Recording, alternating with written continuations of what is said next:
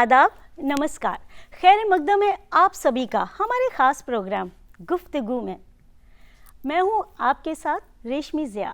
जी हाँ, आज एक ख़ास मुलाकात एक ख़ास शख्सियत के साथ जो आज हमारे साथ मौजूद है।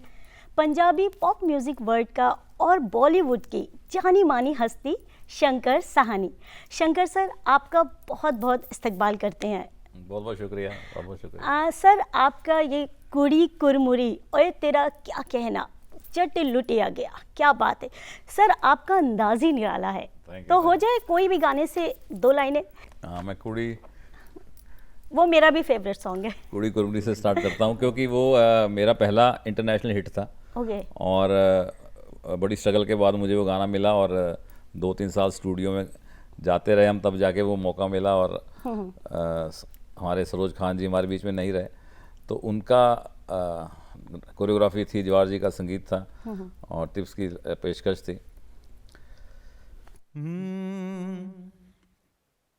ए कुड़िया एक नगीना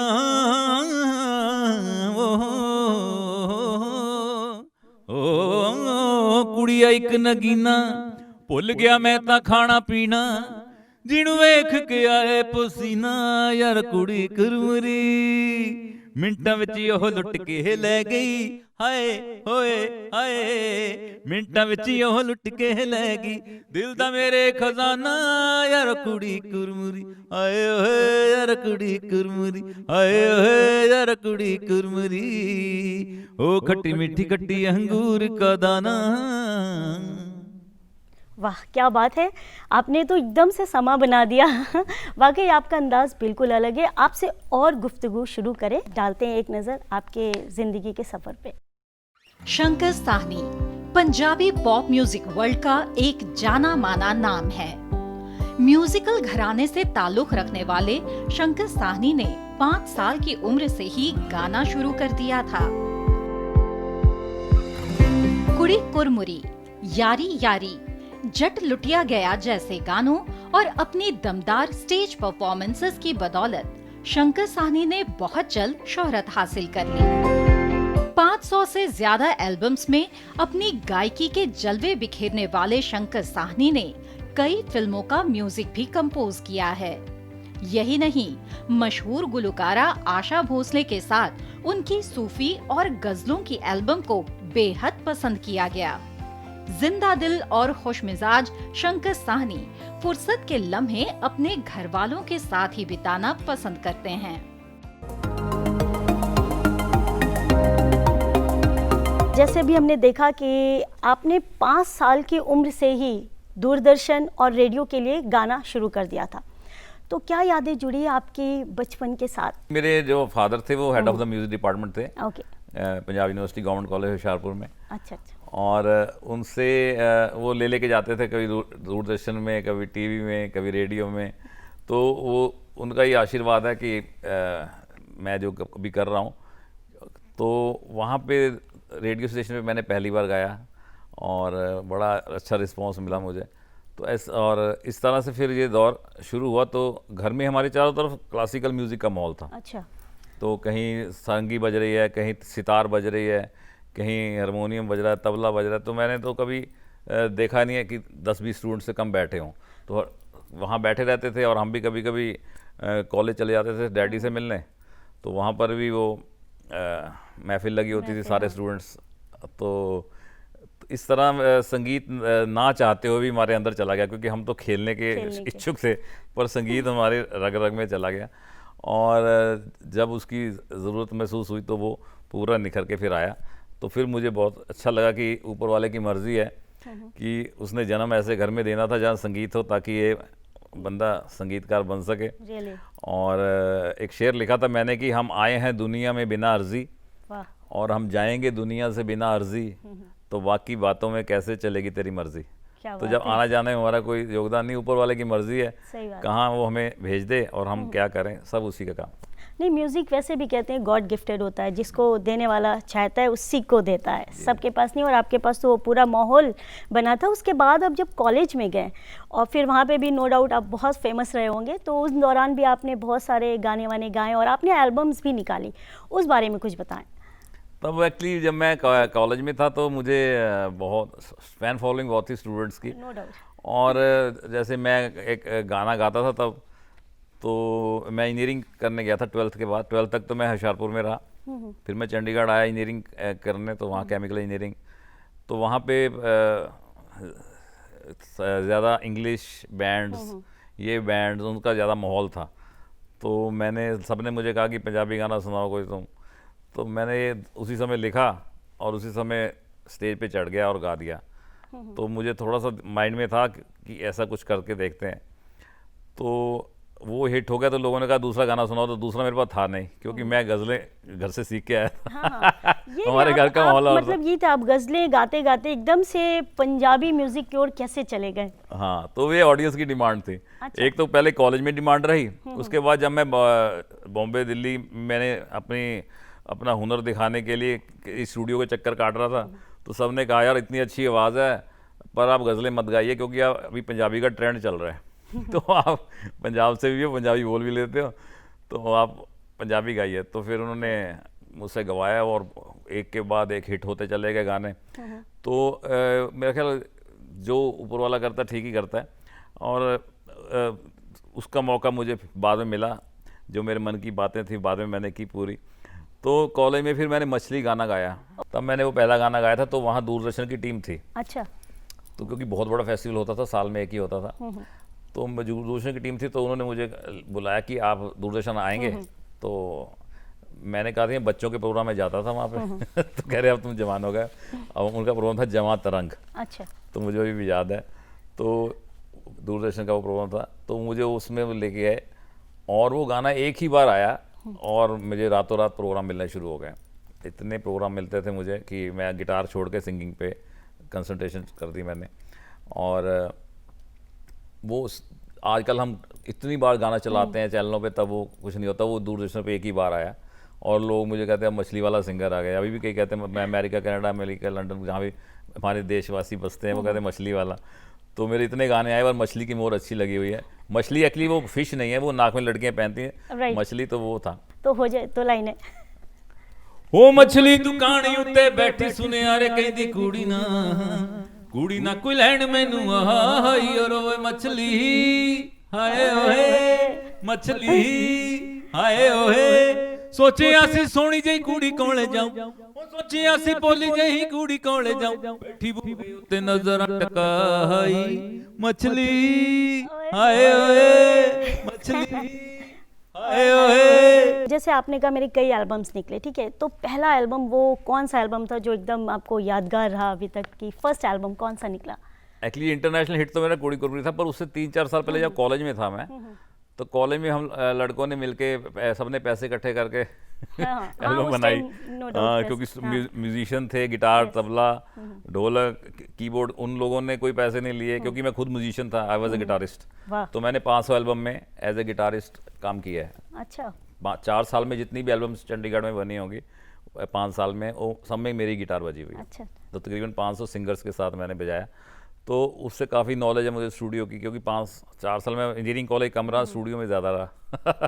तो टीचर्स का भी धन्यवाद है, बहुत बहुत उनका भी शुक्रिया कि उन्होंने ज़्यादा रोक टोक नहीं की। जैसे आपने केमिकल इंजीनियरिंग की, हाँ? जी। फिर आपने कुछ वक्त नौकरी भी की, हाँ हाँ। फिर आप पलट के म्यूजिक की फील्ड में आए, क्योंकि आप मेरे पिताजी म्यूजिकल चाहते घराने थे, से ही थे। हाँ। मेरे फादर साहब चाहते थे कि मैं इसको हॉबी रखूं, अच्छा, एज ए हॉबी रखूं, कैरियर ना बना। कैरियर ना ठीक है। बना, क्योंकि वो कह रहे थे नौकरी तो है नहीं कोई।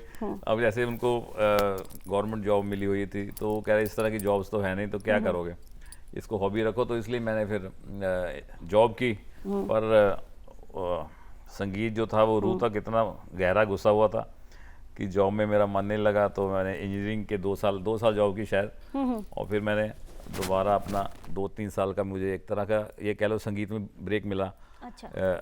संगीत जगत से जुड़ के बाद 3-4 साल में नौकरी में चला गया। तो वो लोग पूछते थे कहाँ गया मछली वाला। आप भी बहुत मिस करते होंगे, वो तो ज़बरदस्ती नौकरी करना पड़ रहा। हाँ, नहीं, नौकरी के दौरान तो वो कुछ आप कर ही नहीं सकते। एक्चुअली आप जितना मर्जी चाहो, ये 100% करने वाली काम है, और ये कर नहीं सकते। आशा भोसले जी के साथ भी आपने कुछ सूफी सॉन्ग्स और गज़लें की, तो कैसे आप और आशा ताई एक साथ आए, उस बारे में कुछ बताएं। हाँ, आशा जी और मेरा जो एल्बम था वारी जामा इश्क के, उसको ग्लोबल फिल्म फेस्टिवल में बेस्ट सीडी का अवार्ड मिला और मुझे आशा जी का संगीत करने का मौका मिला। और एज ए म्यूज़िक डायरेक्टर मैंने वो जब किया तो मुझे एक्चुअली मेरी बचपन से तमन्ना थी कि मैं आशा जी के साथ एक एल्बम करूं, क्योंकि उन्होंने 20-25 साल पहले एक एल्बम की थी जब हम छोटे छोटे थे गुलाम अली साहब के साथ। तो मेरे मन में थी कि उन्होंने गज़लों की सूफीनुमा एल्बम की है तो मैं भी ये कैसी करूं। तो जब मैंने आशा जी को अप्रोच किया तो उन्होंने कहा कि मैं आजकल गाती नहीं हूँ, तो एक गादा गाना कोई फिल्म में गवा लो, फिल्म का वो तो मैं गा देती हूँ। तो वो बहुत चूज़ी हैं एक्चुअली। तो सैकड़ों सीढ़ियाँ पड़ी उनके पास, पर वो गाती कोई देख के सुन के। तो मैंने फिर उनको जब सुनाया अपना सारा जो हमारे पास मैटर था तो उनको बहुत पसंद आया। उल्टा मुझे उन्होंने सबसे अच्छी बात ये की प्रेस के सामने कि आजकल मैं गाती नहीं हूँ पर शंकर जी के साथ एक एल्बम और करूँगी। तो ये मेरा लाइफ का बेस्ट कॉम्प्लीमेंट था। तो वो आशा जी मान गई और उन्होंने फिर एल्बम की। उसमें बहुत ही एक कहते हैं कि ड्रीम कम ट्रू, तो वो एक सपना पूरा हुआ। और जो मैंने बचपन से सोचा था कि इनके साथ जैसे गुलाम अली साहब ने कि ऐसे मेरी एल्बम आ जाए, क्योंकि उनकी एल्बम आती फिल्मों में उन्होंने हज़ारों गाने गाए हैं, एल्बम नहीं करते वो ज़्यादा। तो मैं वो सुनाता हूँ गाना आपको।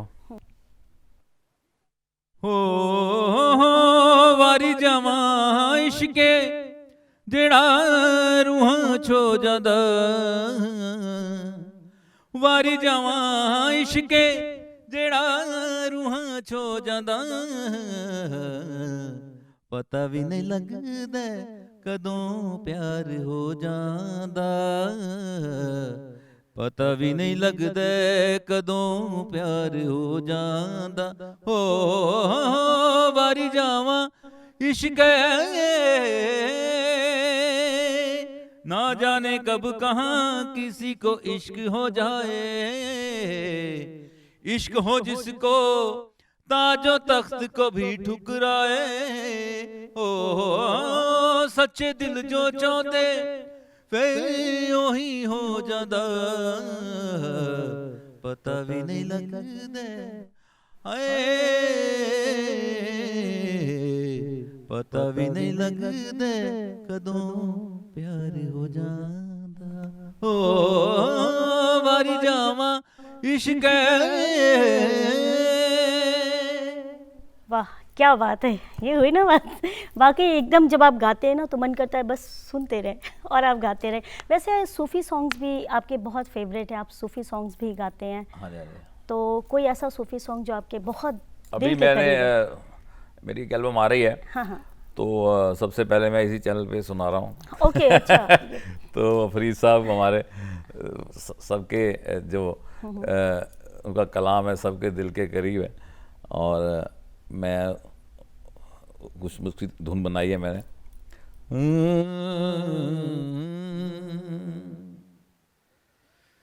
वेख फरीदा मिट्टी खुली मिट्टी उत्ते मिट्टी डुली, मिट्टी हसे मिट्टी रोवे अंत मिट्टी दा, मिट्टी होवे अंत मिट्टी दा। वेख फरीदा मिट्टी खुली मिट्टी उत्ते मिट्टी डुली, मिट्टी हसे मिट्टी रोवे अंत मिट्टी दा, मिट्टी होवे अंत मिट्टी दा। हो ना कर बंदिया मेरी मेरी ना है तेरी ना है मेरी, चार दिना दा मेला दुनिया अंत मिट्टी दी तेरी अंत मिट्टी दा। हो ना कर बंदिया है ना फेरी तू भी मिट्टी ओ भी मिट्टी, जात पात दा जिक्र ना कोई, जात भी मिट्टी पात भी मिट्टी अंत मिट्टी दा। हो वेख फरीदा मिट्टी खुली मिट्टी उत्ते मिट्टी डुली, मिट्टी हसे मिट्टी रोवे अंत मिट्टी दा, मिट्टी होवे अंत मिट्टी दा। क्या बात है, बहुत अच्छा। ये आप जब गा रहे थे मैं आंख बंद करके सुन रही थी और बिल्कुल फील आ रहा था बिल्कुल कि मैं वाकई उसी दुनिया में चली गई। नो डाउट ये हिट है। अरे वाह जी वाह। हिट हो जाए। वैसे शंकर जी, आपको नो डाउट अनगिनत आपने एल्बम्स किए हैं और बहुत से सूफी सॉन्ग्स, गज़लें, बॉलीवुड में भी और बहुत तरह के गाने भी आपने गाए, लेकिन फिर भी ऐसी कोई ख्वाहिश, ऐसा कोई ख्वाब जो लगता है कि नहीं यार ये तो पूरा होना चाहिए? एक्चुअली जब मैंने सोचा था आशा जी के बारे में, तब मैंने नुसरत फ़तेह अली खान साहब के बारे में भी सोचा था कि इनके साथ भी एक एल्बम करनी है, तो वो हमारे बीच रहे नहीं। वो तमन्ना मेरी पूरी कभी हो नहीं सकती, या मैं उनका संगीत करता या मैं उनके साथ गाता, तो वो मेरी एक मन की इच्छा रह गई है। तो कुछ कोई गिला वैसे रहनी भी चाहिए। हाँ। कोई गिला कोई शिकवा बना रहे, इसी बहाने एक सिलसिला बना रहे, कुछ ना कुछ मन में रहनी चाहिए तड़प, तो उसके साथ फिर इंसान और अच्छा जीता है, अच्छा लिखता है, अच्छा गाता है, क्योंकि बिना दर्द के कोई अच्छा कलाम लिख नहीं सकता। तो कितना दर्द भरा है, क्या मतलब इतना क्यों दर्द? लोग कहते हैं ना जब कोई सिंगर बहुत अच्छा गाता है तो या तो वो कहीं चोट खाया होता है, सिंगर है राइटर है दोनों के लिए कहते हैं, और स्पेशली जब ये लव शब्द में प्यार व्यार में पड़ता है तो ज़्यादा होता है। तो कुछ ऐसा एक्सपीरियंस आपके साथ? मुझे लगता है कि मुझे रूहानियत के साथ मुझे ज़्यादा मेरी आवाज़ में सोज आया है। अच्छा। जब मैं अपने ख्यालों में जब मैं अपना परवरदिगार का, ऊपर वाले का ध्यान करता हूँ, तो मुझे लगता है उसी में मेरा ज़्यादा मुझे आनंद आता है, और मुझे किसी चीज़ में आनंद नहीं आता। जब जो उसी के साथ मिलके जो आवाज़ में जो सोज आता है वो आपको दुख से भी नहीं आ सकता, तो आपको उससे जुड़ना चाहिए। ये बहुत सही बात कहा है कि सीधे ऊपर वाले से आपका कनेक्शन है। कनेक्शन नहीं, सबको रखना चाहिए, सबका ही है पर थोड़ा ज़्यादा रखो। हाँ। जैसे किसी का आधे घंटे का तो 2 घंटे रख लो। रूहानियत जो कशिश होती है वो उससे जुड़ने के बाद हाँ और अच्छी आती है, नो डाउट। सर, आपने बेशुमार शोज़ किए हैं, आपको नेशनल इंटरनेशनल अवार्ड से भी नवाजा गया है, तो क्या फ़र्क महसूस करते हैं पहले और अब के वक्त में? देखो, जितने अवार्ड्स मिले हैं ये बहुत ही एक जिम्मेवारी का काम होता है। जब आपको अवार्ड मिलता है आपको लगता है कि ये मेरी एक रिकग्निशन हुई है। और कॉलेज में भी मेरे अवार्ड बोर्डे थे, पर मेरे वहाँ कुछ दोस्त थे, वो घर ले जाते थे कि चलो मैं घर दिखा के आता हूँ, तो कॉलेज में बांट रहते थे हम अवार्ड, और फिर मैं वापस मंगवा लेता था। तभी अपने पेरेंट्स को दिखा दिया, मुझे दे जा वापस, तो कई वापस आए नहीं। और अभी फिर मैंने बेसमेंट में, अभी घर के कोठी के नीचे एक बेसमेंट में पूरा बेसमेंट बनाया है, लंबा चौड़ा, और उसमें चारों तरफ ऐसे अवार्ड्स ही अवार्ड लगाए हैं, ताकि वो मैं अवार्ड को देखता हूँ तो मुझे एक एक मोमेंट्स की याद आती है, जबकि आधे अवार्ड अभी लगे नहीं उसमें। तो वो जो हर अवार्ड है वो आपके लिए ज़िंदगी का एक बहुत ही एक लम्हा आपको याद करवाता है। और उस वक्त से लेके इस वक्त तक सिर्फ एक ही मुझे लगता है चेंज आया है कि जब हमें पहले अवार्ड मिलते थे तो उस समय हमें अवार्ड मिलते थे गायकी के, अब अवार्ड मिलते हैं प्रेजेंटेशन के। प्रेजेंटेशन गाने की कैसी है, और उसमें कैसा इफेक्ट्स लगाए हैं, कैसी प्रोडक्शन वैल्यू है, कैसे लोकेशंस हैं। तो संगीत थोड़ा सा पीछे हो गया और पिक्चराइजेशन आगे हो गई है। तो अब इस तरह के अवार्ड मिलते हैं। तो जैसा वक्त बदलता है तो वैसे वैसे इंसान को बहना चाहिए, पर फ़र्क सिर्फ ये हुआ कि आवाज़ की बजाय प्रेजेंटेशन की वैल्यू बढ़ गई है। सर, आपको फुर्सत नहीं मिलती होगी, आप इतने बिजी रहते हैं, लेकिन ये कोरोना का टाइम चल रहा है, बहुत कुछ बदल गया है, तो आने वाले वक्त में हम शंकर साहनी को किस रूप में देखेंगे? आपके आने वाले प्रोजेक्ट्स क्या हैं, इस बारे में कुछ बताएं। देखो, मैंने बताया भी, मैंने आपको सूफी एल्बम सुनाई है, ऐसे मेरे 2 गाने अभी रुके हुए हैं जो फिल्म में आने वाले हैं, और 2 गाने मेरे पंजाबी हैं जिनका वीडियो बन चुका है। अच्छा। और पिछले कोरोना से पहले मैंने 5 महीने में 5 वीडियो रिलीज़ किए, और हमने 7 बना रखे थे कि यार मैं प्लान किया था कि हर महीने एक एल्बम निकालेंगे। तो वो हमारा प्लान वहाँ 5 पे रुक गया, और वो 5 गाने अच्छे रहे, ब्रांड और ये 5 बैग वगैरह काफ़ी अच्छे गाने थे। और उसके बाद अभी मेरे 2 वीडियो बहुत अच्छे लेवल के तैयार हैं, और वो आने वाले हैं। काफ़ी कुछ मेरी प्लानिंग में है, और ऊपर वाले ने चाहा तो एनर्जी ऊपर वाले के हाथ में है, तो हमारा काम है मेहनत करना। तो मुझे लगता है कि मेरा जो सूफ़ी नुमा जो 2 गाने हैं, ये और पंजाबी गाने आने वाले टाइम में जो मुझे लगता है कि ये चलने वाली चीज़ है।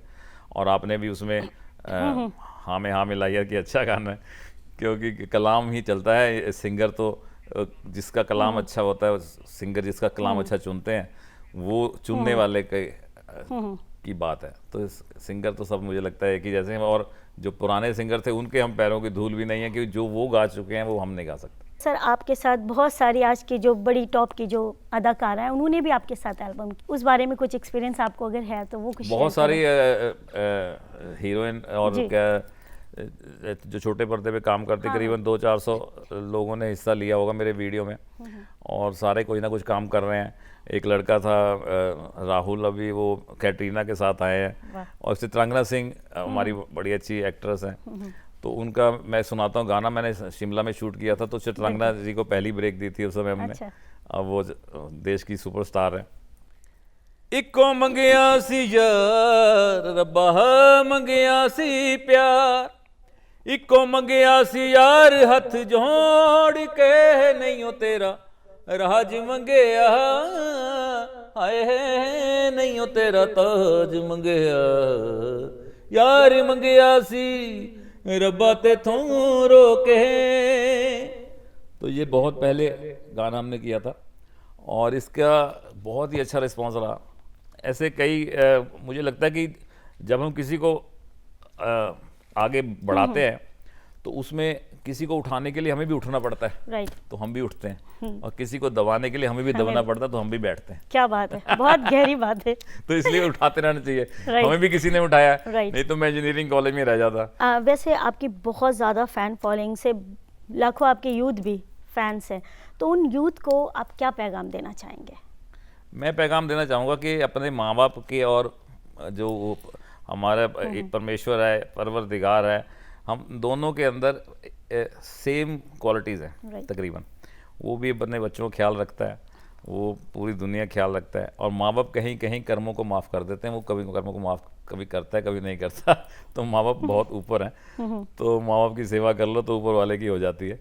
तो उस पर मैंने एक लाइन लिखी थी, तो वो बहुत ही ज़्यादा लोग अपने माँ बाप से जुड़े जो अपने माँ बाप को छोड़ चुके थे। मुझे लोगों ने खुद बताया कि ये गाना सुन के हम जुड़े। तो मैं सुनाता हूँ। ਵੇੜਾ ਬਾਬੁਲ ਦਾ ਛੱਡ ਕੁੜੀਆਂ ਨੇ ਉੱਡ ਜਾਣਾ ਏ, ਵੇੜਾ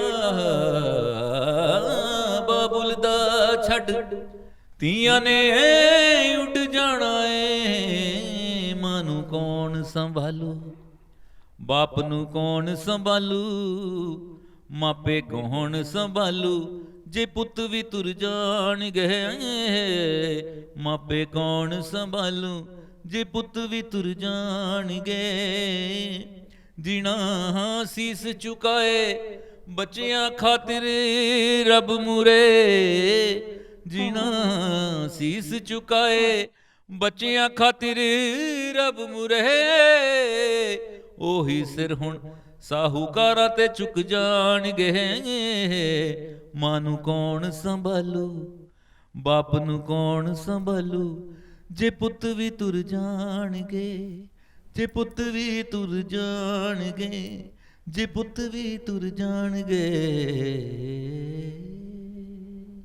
वाह क्या बात है। मैं आपसे मतलब वाकई जब आप गाते हैं तो मैं अपना नेक्स्ट क्वेश्चन मुझे आपसे क्या पूछना है ये मेरे जहन से एकदम उतर जाता है, और मैं सोचती हूँ बस आप गाते रहे और मैं सुनती वाह वाह वाह, क्या बात है। No doubt. होशियारपुर से निकला हुआ एक लड़का आज इतनी ऊंचाई और इतनी बुलंदियों को छू रहा है, कैसा महसूस होता है आपको? मुझे लगता है कि अभी भी और काम हो सकता है। अभी भी मुझे लगता है कि कोई बहुत मेरे दिमाग में प्रोजेक्ट्स हैं कि ये भी करना है वो भी करना है, और तो ये सब चीज़ें जो हैं मेरे मुझे कभी भी वो गुमान नहीं हुआ कि मैंने बहुत कुछ कर लिया है। मुझे हमेशा यही लगा है कि मैंने अभी बहुत कुछ करना है, और मैं हर कलाकार से हर सीनियर से जूनियर से सीखता हूँ, और मुझे सीखने का बहुत शौक़ है।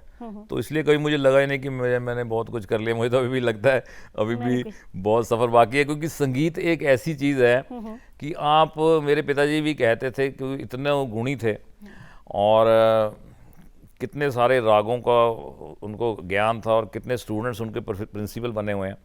तो वो भी कहते थे कि मुझे समुद्र में से एक कतरा आता है, वाह। और तो अगर उनको कतरा आता है तो हमें तो कुछ कतरे से भी नीचे कतरा आता है। तो ये संगीत एक ऐसी कला है, कोई भी कला है जो ये आप परफेक्ट नहीं उसमें हो सकते। इसमें बहुत ही अनंत अनंत मेहनत अब बाकी है। नो डाउट अभी परफेक्शन बहुत बाकी है, और इंसान का ड्रीम, कोई भी ख्वाहिशें फिनिश कहीं नहीं, ख़त्म नहीं होती है, वो एक के बाद एक। लेकिन फिर भी कोई नहीं जानता था, एक सिंपल सा लड़का बिल्कुल, और आज इतनी सब जानते हैं शंकर साहनी। तो एक होता होगा ना कि हाँ भाई, म्यूज़िक की बदौलत आज मैंने जो सीखा लोग हमें इतना जानते हैं, कुछ तो फील आता होगा सर। हाँ नहीं, बड़ा अच्छा लगता है कि और मुझे बड़ी खुशी है, कभी कभी मैं यूट्यूब पे देखता हूँ, करीबन मेरे जब सीडी बिकती थी, हाँ हाँ, पहले सीडी बिकती थी तो सीडी की सेल से पता लगता था कि आप कितने पॉपुलर हो। अभी मैं उसने यूट्यूब पे देख रहा था तो करीबन 40 करोड़ व्यूज़ हो चुके हैं। वाह, 40 करोड़ व्यू फॉलोअर, इतने लोग गाने देखते हो, 40 करोड़ अपने आप में एक बहुत बड़ा नंबर है। तो मैं कभी कभी सोचता हूँ कि एक मेरे यारों दोस्तों की हिम्मत है जिन्होंने पहली एल्बम निकलवाई, तो पहली ना निकलती तो दूसरी ना निकलती, और मेरी माता जी ने मुझे चूड़ियाँ बेच के पैसे दिए वाह। कि पापा को मत बताना, वो मानेंगे नहीं, तो उन्होंने चुपके से चूड़ियाँ बेच दी अपनी और मुझे एल्बम के लिए दिया। तो ये माँ बाप का आशीर्वाद है, दोस्तों की हिम्मत है कि मुझे आगे बढ़ाया उन्होंने, और ये मुझे कोई बढ़ाए तो मैं बढ़ता हूँ, मेरे में ये कमी है। कोई एफर्ट करे यार, कुछ करो कुछ करो, कुछ नया करो, तो मैं उसी समय लग जाता हूँ। नो डाउट आप बहुत अच्छे सिंगर हैं, और उसके साथ साथ बहुत अच्छे आपके ख्याल भी हैं, और बहुत मज़ा, मतलब बहुत ही मज़ा आ रहा है आपसे बात करके, और इतनी दिलचस्प बातें आपने की। लेकिन क्या करें, अब आपसे इजाज़त लेना है, और बहुत बहुत शुक्रिया आप जो आए उसके लिए, दिल से शुक्रिया।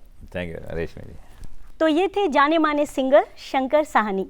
अगले हफ्ते भी हमारे साथ बने रहिए, क्योंकि गुफ्तगू का ये सफ़र थमने वाला नहीं।